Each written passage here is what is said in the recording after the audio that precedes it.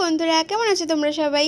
দেখো first time বানিয়ে ফেললাম বাড়িতেই ভেজ পনির রোল, যেটা বাইরে কম বেশি সবাই খেয়েছে, কিন্তু আমি এই প্রথমবারই বাড়িতে বানালাম।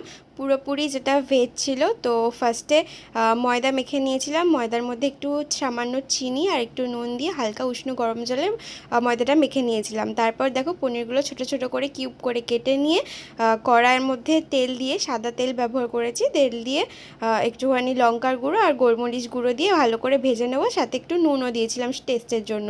তো লাল লাল করে ভালো করে ভেজে নিয়েছিলাম, নিয়ে একটা সাইডে তুলে রেখেছিলাম।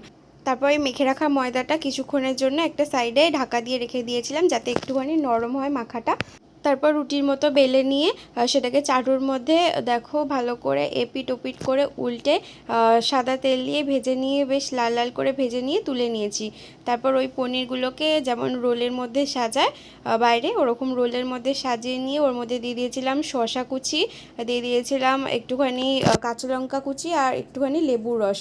আর যেহেতু গোলমরিচের গুঁড়ো আগে থেকেই দিয়ে রেখেছিলাম, তাই জন্য আর দিইনি এক্সট্রা করে। তো আর একটু নুন ছড়িয়ে দিয়েছিলাম। আর দেখো এটা হচ্ছে কিষানের নো অনিয়ন আর নো গার্লিকের একটা টমেটো সস, যেটা আমরা বাড়িতে ইউজ করি নিরামিষের দিনে।